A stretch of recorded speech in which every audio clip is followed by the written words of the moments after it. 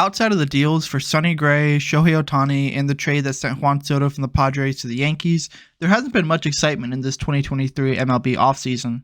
There have been a ton of other deals like Alex Verdugo going from the Red Sox to the Yankees, but there haven't been a ton of big free agent signings outside of the two names I've already mentioned. One player I don't think is getting enough attention this offseason is Teoscar Hernandez, an all-star right fielder who I think has the potential to put up a couple really good years and help a contender make a big World Series push. That's exactly what the Mariners were hoping for when they acquired him at the end of the 2022 season for a one-year rental. They really wanted to go all in after making the playoffs in 2022 and hopefully bring home a championship. Unfortunately for the Mariners, they didn't even make the playoffs, and they saw their division rivals, the Texas Rangers, go ahead and win it all.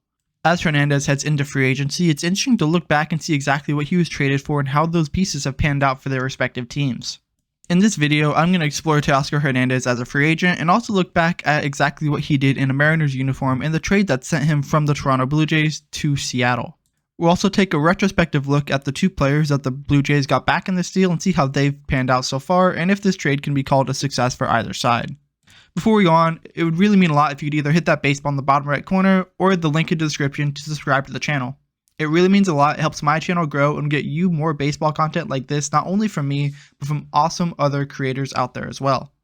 Without further ado, let's examine the Teoscar Hernandez trade and set up the scene as he hits free agency now in 2023. The biggest appeal of Teoscar Hernandez, not only to the Mariners when they traded for him, but for every team interested in him, is the fact that he is a StatCast darling. He's almost always in the top 10%, if not 5%, of exit velocity, hard hit rates, max exit velocity, average exit velocity, barrel rate, and expected slugging percentage.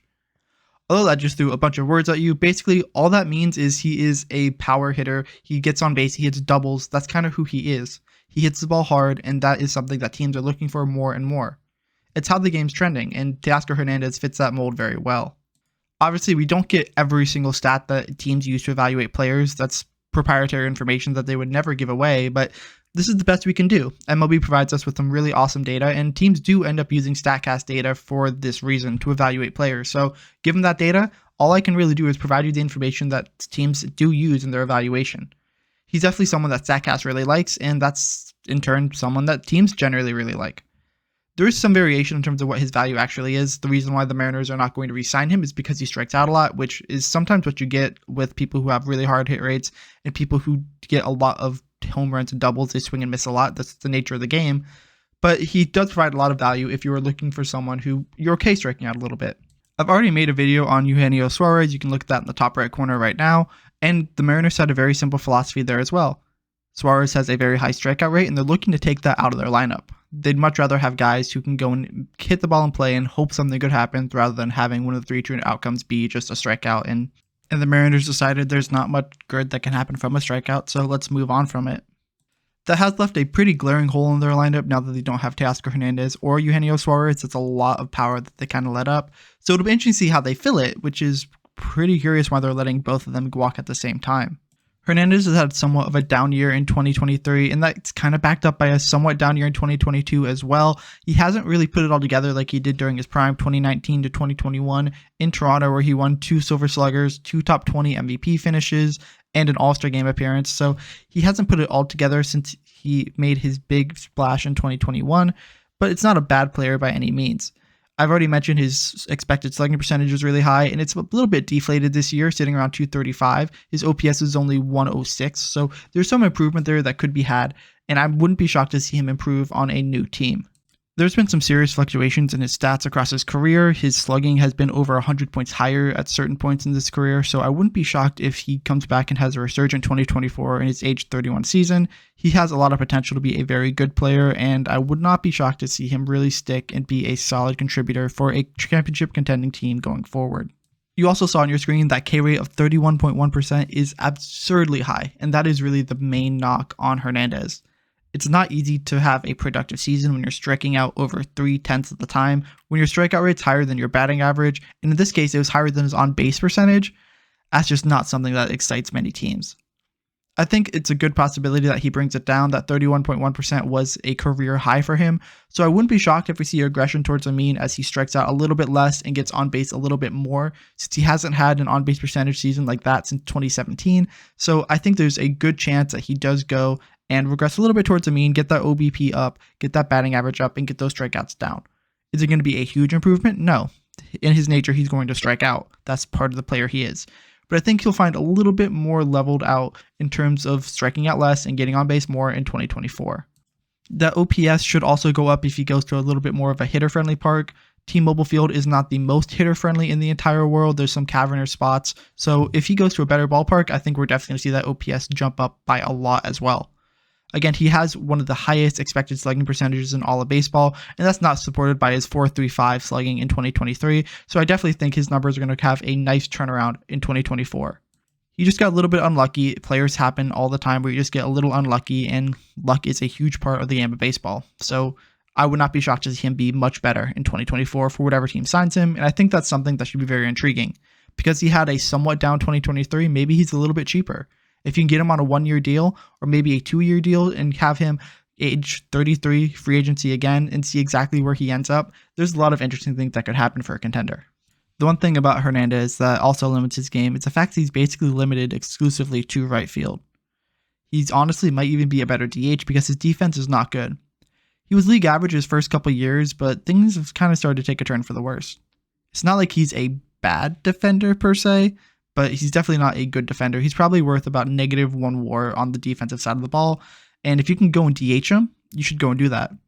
That obviously limits some teams' flexibility of what they can do on the diamond, but if you're willing to have a defensive liability, for lack of a better term, in the outfield, you can go ahead and put him in right field. Again, he's not like the worst defender in the world, but I would not put him in the top half of defense in Major League Baseball. If you can DH him, do it. If you can't and you're willing to have that risk of a high strikeout guy who hit a lot of home runs, only 25 last year, but should improve with time, then go for it. If not, it might limit his suitors a little bit and kind of limit exactly where he might end up in free agency this year. In exchange for Hernandez, the Blue Jays acquired 2 pitchers, one in MLB and 1 prospect. We'll start with the one in MLB and Erik Swanson, who has found a very comfortable role in the back end of the Blue Jays bullpen. Even after the addition of Jordan Hicks mid-season, which you can see the video I made on that trade up in the top right corner right now, Erik Swanson played an integral role in the back end of the bullpen, even with Jordan Romano locking down the closer role. Swanson put together a very impressive 2023, going 4-2 with an ERA below 3, an expected ERA almost 0.1 points away from that, and a SIERA below 3.5, which is a very solid start for a reliever. He also struck out about 10 batters per 9 innings, which isn't his career high. That was in 2022 by striking out almost 12, but that's still a very respectable number even for a back-end guy. He made a big change in Toronto in 2023. With Seattle, he threw his fastball over half the time. In 2020, for example, he threw it 74.5% of the time. That's almost 3/4 of all pitches. While he made the transition to Toronto in 2023, he relied a lot more on his splitter, throwing that 47.5% of the time, while only throwing his fastball about 35% of the time. He also mixes in a somewhat effective slider. About 20% of the time he throws that pitch, and it's a good change of pace pitch that tunnels well with his fastball. He'll be 30 for most of 2024 season, so it's not like there's a ton of room for him to go ahead and develop what he's already got. He was a former big-ish prospect in the Mariners system, top 15 prospect according to Fangraphs, so there's some prospect pedigree there, but he really has developed to be a good back-end guy, somebody who you're very comfortable throwing out the 7th, 8th inning. Is he the best closer out there? Probably not, but if push came to shove and I needed someone out there to close the game, I wouldn't hesitate to throw his name out if someone like Jordan Romano is not able to go back-to-back nights. The only concern is he's also a fly ball pitcher, and he gives up a lot of home runs. Over 10% of all fly balls last year that he pitched were home runs, so he does need to improve on that a little bit. So if he can get that strikeout rate up, allow a little bit less hard contact, I think there's a lot of potential for him to be a good pitcher going forward, a guy you want to rely on going into a safe situation, and someone who can make a real impact at making you win games and make a good push towards a World Series crown, which, although they missed out on Shohei Ohtani, the Blue Jays are definitely trying to do in 2024. The prospect the Blue Jays got back in this deal was left-handed pitcher Macko.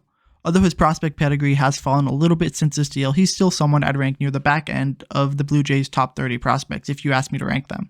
He's currently ranked at the 22nd ranked prospect in the Blue Jays system according to MLB Pipeline, but I definitely expect that to fall a little bit when this list gets updated. Pipeline is a little bit out of date simply because they last updated back in August, so there's been a lot of baseball played since then. I expect him to be closer to the bottom of that list than he is to the top, but we'll see exactly what they end up ranking him. I wouldn't be shocked if they have him off their list, but to me, I think he's in that 28-29 range for Blue Jays prospects. Macko has had a very interesting trajectory to his career. He was born in Slovakia and grew up in Ireland before coming over to Alberta, Canada to play baseball. He learned to pitch all by himself. He was never really taught by anyone, and he watched people like David Price and Justin Verlander to learn how they pitched and their mechanics, and that's really shown in how he pitches. You can see some of their influence when you watch on the screen him pitching right now, how he kind of looks like Justin Verlander and David Price if you kind of mashed them together a little bit and added your own little personal spin to it. He's 6 foot 170, so a little bit lankier than those guys, but you can definitely see some of the reminiscence in exactly how he pitches. What's really exciting about Macko is the fact that he has 3+ pitches. His fastball can reach the mid-90s and has a little bit of deception to it. His curveball is a breakout pitch, and although it can be a little bit readable at times, it has a lot of break, which is really exciting for someone who's probably going to end up as a reliever, and his slider is only getting better and better. I wouldn't be shocked to see him end up in a late relief role, coming in the 8th inning, maybe with Erik Swanson right before him. I could see that as a very deadly pairing. His one issue, which you'll see when I ever talk about relievers and when you hear almost any evaluator talk about relievers or people who might end up being relievers, is their control. He does not have good control. He walks a ton of batters. In 2023 in high A, for example, he walked over 40 batters per 9, and I think looking at the pitch that you just saw where it went right over the catcher's head is a great example of just why his control isn't necessarily there all the time. I'd love to show highlights, but I think it's also important to show some lowlights as well. You're seeing here's a guy take a pitch right down the middle because his stuff is great, but you also see that his control is not all there. His command of some of his pitches is not completely elite. He makes good soft contact, which is important, but he does need to refine his skills a little bit more to be an impact player at the major league level. Despite not even pitching in AA at all, the Blue Jays did add him to their 40-man roster this offseason, which just goes to show you how much they believe in him. There's a lot of potential for him to be a very good player going forward, and if he can get that control in, I wouldn't be shocked to see him maybe even stick as a starter. If not, I think he's destined to be a back-end reliever, as he has 3 really good pitches and control issues. That's kind of what ends up being a dominant reliever in the back end. Someone who blow a couple saves because they can't keep control in mind, but they have wipeout stuff and they can come in and strike out 3 guys in a row and you wouldn't be shocked. He's only going to be 23 for all of 2024, so there's a lot of potential for him to grow and develop as a player, and he's a good left-handed pitcher right now. Lefties are a commodity. Pitching right now is a commodity because there are so many injuries, and Macko's no exception. He's had a ton of injuries so far in his career. I wouldn't be shocked to see him grow and develop a little bit more as a pitcher in 2024. Maybe carve up AA if he can make that adjustment well, even though the jump from single A or high A to AA is very tough. I wouldn't be shocked if his stuff kind of regresses a little bit, but he makes a big jump in terms of reducing his walk rate and making a very good jump in terms of strikeout rate as well. He's got some potential, and that's something that Blue Jays fans should definitely be excited about. He probably won't be your next closer, but he'll definitely be a back-end bullpen guy to look out for. To conclude, I think the Mariners made out pretty poorly in this deal.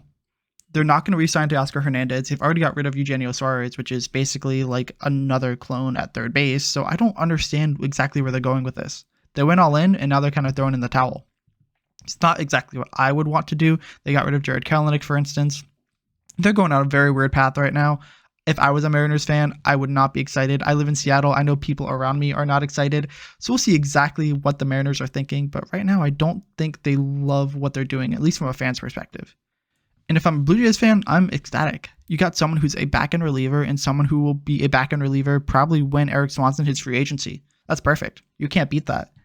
If Macko can go and refine his skills a little bit, race up the ladder a little bit, he'll be 23, as I mentioned, next season in AA for the first time. So he's a little bit old for the class, walking a lot of guys, striking out a ton of guys as well. So if he can keep that success up in terms of striking out a lot of guys in AA, I wouldn't be shocked to see him reach the majors maybe in 2025.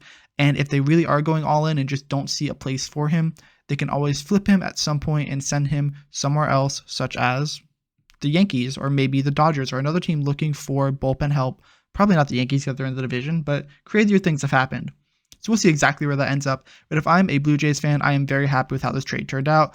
I don't think that Teoscar Hernandez would have been the catalyst to send you to a World Series this year, but you have enough good pieces, and your return was solid enough that I would be excited about the future of what the Blue Jays have, even without Shohei Ohtani and even without Teoscar Hernandez. So thank you so much for listening to this video. I really appreciate it. If you're interested, there's 2 more videos that are going to pop up on the left and right on your screen.